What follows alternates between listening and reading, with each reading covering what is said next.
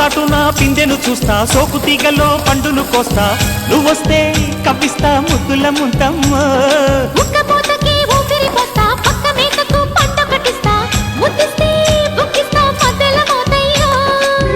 ఓలమ్మో పుకారులు షికారుగా రావమ్మో, ఎదలు ఎడెక్కిస్తే ఎట్టాబులమ్మో.